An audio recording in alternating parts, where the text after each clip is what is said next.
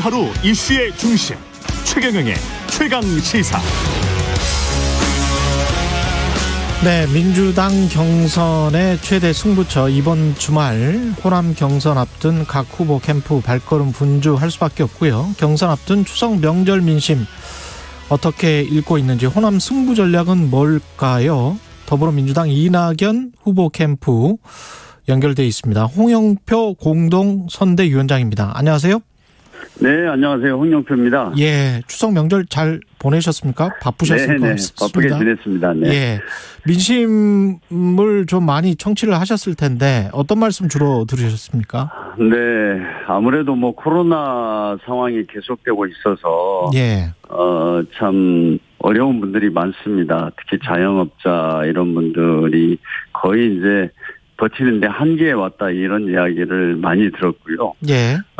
그래서 결국은 빨리 이 코로나가 백신이 좀 이렇게 접종이 완료돼서 좀 저희가 정상을 좀 되찾는 것을 여기에 모든 노력을 다해야 된다. 뭐 그 생각이 많이 들었습니다. 예. 지금 홍영표 의원님은 이낙연 후보 캠프로 간 게 얼마 안 되죠? 네, 그렇습니다. 한 일주일 전. 뭐 최근이죠. 한 예. 뭐 열흘 정도 되나요? 네. 예. 그렇습니다. 왜 이낙연 전 대표를 지지 선언하셨습니까? 저는 아무튼 뭐 지금 경선이 뭐 한참 절정에 있는데요. 예. 저는 뭐 2등 후보를 선택했습니다. 예. 지금 뭐 다 아시겠지만 기존의 저희 경선 결과나 여론 뭐 이런 걸 보면 지금 이낙연 후보가 상당히 뒤처져 있는 그 상황인데요. 저는 우리 민주당 경선이 이렇게 조용하게 그냥 일방적으로 끝나는 것은 대선 승리를 위해서 바람직하지 않다.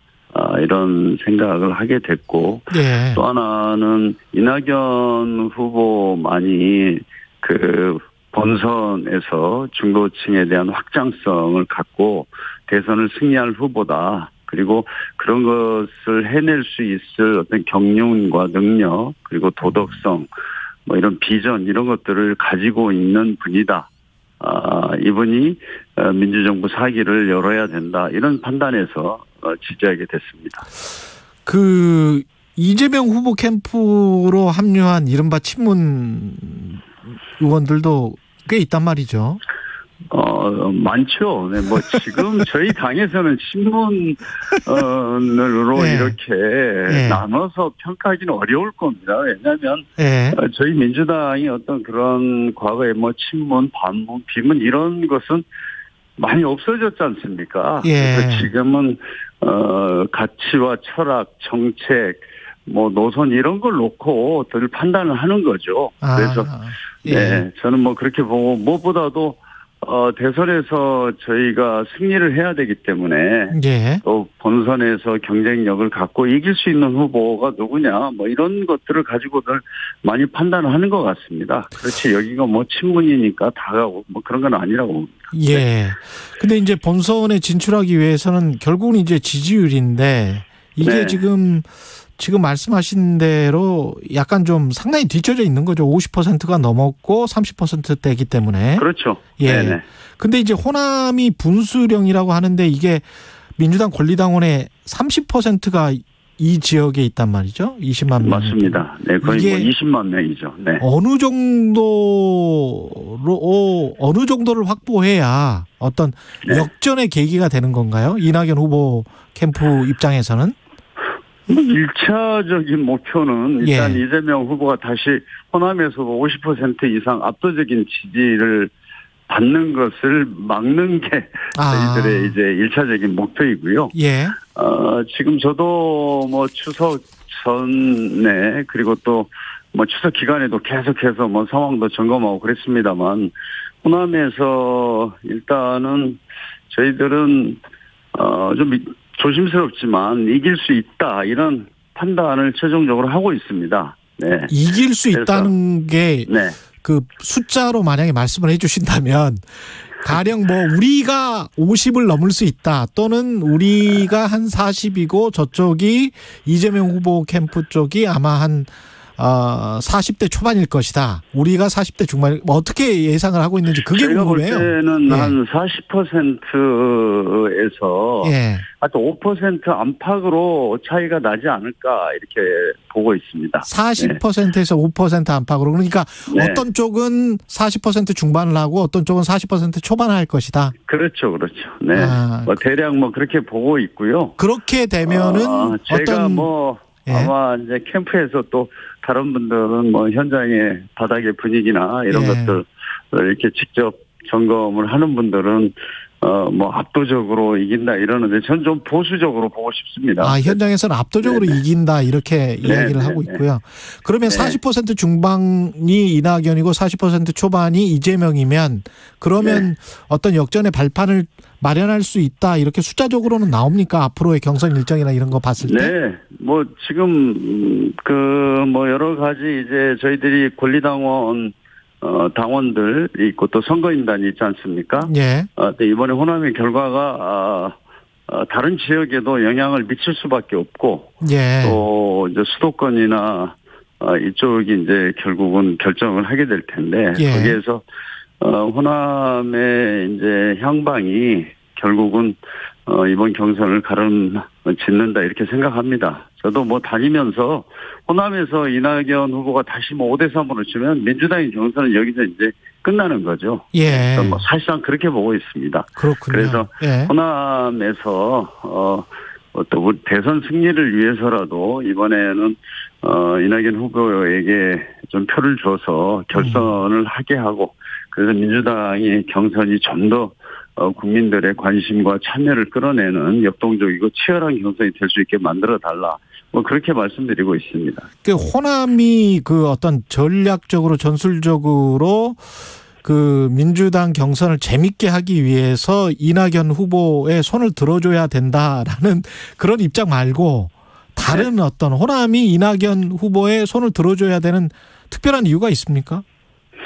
저는 호남 분들이 우리 지역 사람이니까 표를 주겠다 이런 것은 한국 정치사에서 보지를 못했습니다. 노무현 후보 같은 경우도 전혀 달랐고요. 전혀 저는 그런 것에는 전혀 기대하지도 않고 호남의 유권자들 그렇게 좀 전략적이라고 봅니다. 그런 데서 이제 이낙연 후보가 가지고 있는 경륜과 능력, 도덕성, 안정감 이런 것들을 좀 판단해 주실 것을 기대하고 그 다음에는 이 경선 끝나고 본선에 가서 결국은 이 중도층에 대한 확장성을 누가 가지고 있을 것인가. 그래서 최종적으로 본선에서 승리할 수 있는 후보가 누구인가. 이걸 놓고 저는 판단하실 거라고 봅니다. 그렇기 때문에 결국은 이낙연밖에 없지 않느냐 이런 판단을 하실 것으로 저는 믿습니다. 호남 경선을 앞두고 지금 국회의원직을 사퇴를 했고 국회에서 연설하시고 약간 울먹였단 말이죠. 이낙연 후보가. 이런 것들이 호남 경선이랄지 앞으로의 경선 때문에 어떤 배수진을 친 것이다 이렇게 봐도 되겠습니까? 저는 그렇게 봅니다. 이낙연 후보로서는 이제 더 이상 어떻게 해볼 방법이 없지 않습니까? 저는 그간에 이제 이낙연 후보가 이분이 좀 어떤 캠페인을 하는 과정에서 좀 부족한 게 분명히 있었습니다. 있었고 이제 그걸 앞으로 저희들이 보완해 나갈 텐데 그러다 보니까 뭔가 좀 강력한 어떤 의지, 정권 재창출에 대한 이런 것들을 보이는 것은 나쁘지 않았던 것 같습니다. 그래서 의원직 사퇴를 한 거고요. 그걸 계기로 해서 아마 이제 캠프도 제가 이제 김종민, 신동근 의원과 함께 합류를 했는데 좀 앞으로는 캠페인도 좀 새로운 어떤 전략적인 메시지도 발굴하고 이렇게 해서 좀 이낙연 후보가 가지고 있는 잠재력이나 경쟁력 이런 것들을 국민들이 좀 더 알 수 있도록 하는 노력을 해나가도록 하겠습니다. 이재명 후보와 관련해서 지금 대장동 화천대유 의혹 있지 않습니까? 네.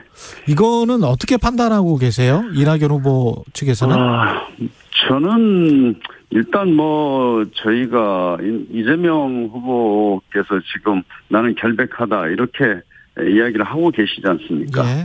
뭐 지금 현 단계에서 저는 뭐 그 말을 믿어야 된다고 생각합니다. 예. 그러나 지금 이제 언론에서 지금 이 제기되고 있는 저는 뭐 야당이야 뭐 당연히 정치적 공세로서 뭐 그렇게 한다 하더라도 언론에서 제기되고 있는 몇 가지 핵심적인 의혹들 그러니까 어떻게 해서 그렇게 한 6천억 이상의 그런 개발 이익을 가져가게 하는 이런 사업들이 가능하게 됐는지에 대한 이게 뭐 이재명 이제 후보께서는 국힘 게이트다 이런 얘기까지 했는데 예. 뭐 저는 국힘 게이트가 됐든 아니면 또 다른 뭐 인허가 과정에서의 불법이나 특혜나 이런 게 없었는지 예. 이런 것들이 이제 밝혀지는 과정이 될 겁니다. 그렇기 예. 때문에 저는 사실 이게 좀 빨리 수사가 이루어져서 이런 것들이 실체적 진실이 드러나서 예. 이게 마무리가 되어야 합니다. 근데 예. 이제 그런 것 없이 그냥 정치적 공방으로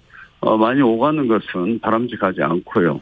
근데 문제는 지금 이게 경선이 한참 진행되고 있고 대선 국면인데 예. 이게 이제 어떻게 보면 상식적인 차원에서 합리적인 의문, 의혹 이런 것들까지 하지 마라 이렇게 할 수는 없을 거 아닙니까? 예. 네, 그래서 저는 이게 뭐 지나치게 정치적 공방으로 가거나 뭐 이렇게 해서는 안 되고 또 수사 이런 걸 통해서 빨리 이게 실체적 진실이 나와야 된다 이렇게 생각하고 있습니다. 근데 한쪽에서 뭐 문제는 분명히 있는 것 같습니다. 문제는 뭐 분명히 있는 것 같다. 예, 네. 그렇지 않습니까? 이게 지금 공영개발 방식으로 민간인이 사실상 한 특혜를 받아서 한 6천억 이상의 이익을 챙겼거든요. 그리고 그 면면들이 예를 들어서 언론사의 기자 출신이 예. 이 뭐 부동산 개발 업체도 아니고 예. 이런 사업을 뛰어들어 가지고 이렇게 많은 돈을 벌고 또 그 이후에 뭐 여러 가지 또 지금 권순일 대법관 문제라든지 이런 문제가 제기되고 있는데 예. 이것이 이제 정말 국힘 게이트인지 이재명 지사께서 말씀하시는 국힘 게이트인지 아닌지 이런 것들이 밝혀져야 된다고 생각합니다. 지금 뭉뚱그려서 말씀하셨지만 제가 좀 분류를 해보면요. 네. 첫 번째는 인허가 과정에서의 불법 특혜라면 그리고 네. 그 과정에 성남시와 당시 시장이었던 이재명 후보가 연루돼 있다면 법적 정치적 책임을 피할 수가 없는 노릇이고요. 네. 예. 두 번째는 6천억 원 이상의 이제 어떤 민간이 너무 많이 가져갔다. 네. 어떤 이익을 사유화했다라는 건데 이거는 네. 상당히 이제 구조적인 문제로 보이지 않습니까? 네, 그러니까 구조적인 문제일 수도 있고요. 예, 그 그러니까 부분과 관련해서는 어떤 이낙연 후보 입장에서는 앞으로 그러면 각종 택지 개발 시행을 할 때 공영 개발 방식으로 할 건지 이런 민관 합동으로 할 건지 과거에 그냥 민간으로 다 줘버리는 걸로 할 건지 이런 것에 관해서는 어떤 입장을 정해놓으신 게 있으실까요?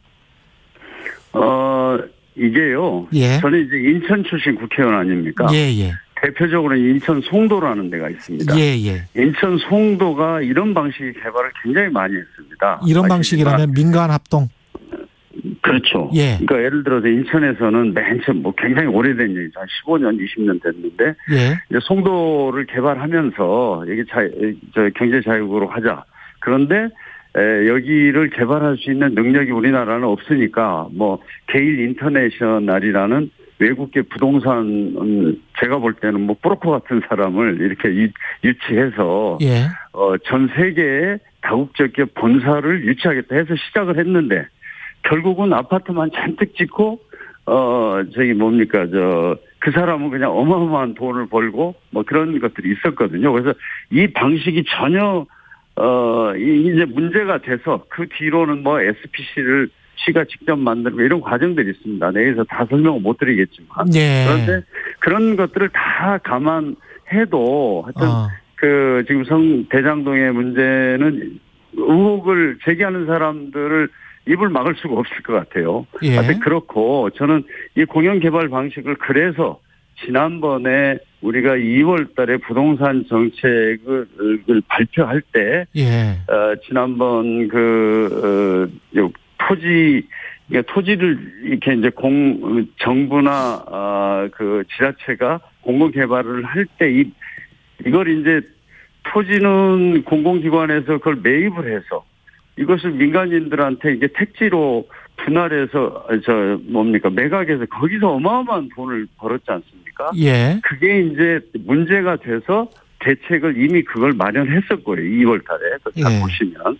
그러니까 대장지구도 보면은 개발하고 난 후에 8개 필지가 있는데 그 중에서 하나는 만 유일하게 화천동인이라는 데는 5개 택지를 수의계약으로 주고 하나는 경쟁 입찰을 붙였습니다. 그래서 추첨을 했는데 한 회사가 182대 1로 당첨이 됐다 그래요. 그러니까 그만큼 거기 관심이 맞섰고 여기는 그냥 여기 택지를 확보만 하면 돈 번다 이렇게 되어 있는 상황이었거든요.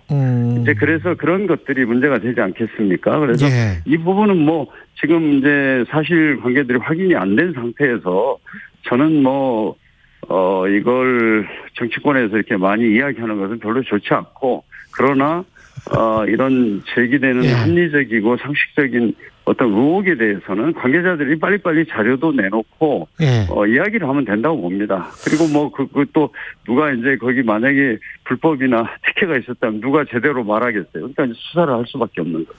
최민희 전 의원이 어떤 방송에서 그런 이야기를 하더라고요. 의혹을 제기하는 사람들을 막을 수 없다라고 방금 의원님께서 말씀하셨는데 의혹을 제기하는 사람들이 이낙연 후보 캠프의 30 선대본부장이 이지 않았느냐 이렇게 이야기를 하던데요.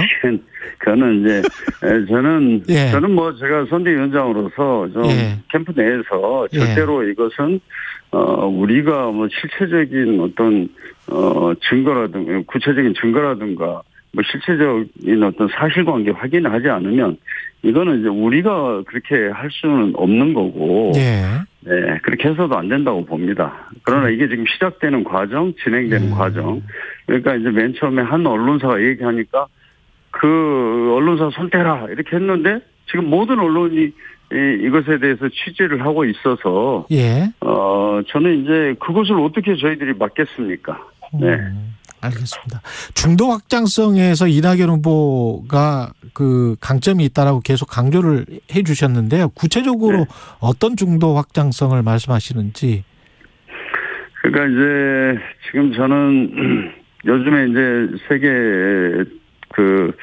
어떤 현대 민주주의가 좀 위기라고 보는데 요즘에 미국의 트럼프나 영국의 보리스 존슨의 연설들 보면 전부 다 이제 포퓰리즘 또 선동 정치 이런 것들을 통해서 대통령이 되고 그것이 그 나라의 특히 미국 같은 경우에는 미국 정치를 그냥 희화하고 삼류 정치로 만들어 버렸는데 저는 중도층이야말로 그런 것들에 대해서 좀 더 냉철하게 진짜 우리 지금 대한민국이 현 단계에서 무엇을 이렇게 해결해야 되고 또 그 과정들이 어떤 리더십으로 되어야 한다 이런 판단을 하는 것들이 저는 중도층이라고 많이 봅니다. 그래서 이제 그런 쪽을 어떻게 확보하느냐가 사실 대선을 결정한다는 거는 다 알지 않습니까? 그래서 그런 면에서는 이낙연 후보가 가지고 있는 강점이 있다. 이렇게 좀 생각을 하고요. 그런 차원에서 말씀을 드렸습니다. 알겠습니다. 오늘 또 여기까지 듣겠습니다. 말씀 감사합니다. 네, 감사합니다. 더불어민주당 이낙연 후보 캠프의 홍영표 공동선대위원장이었습니다. 공정, 공익, 그리고 균형. 한 발짝 더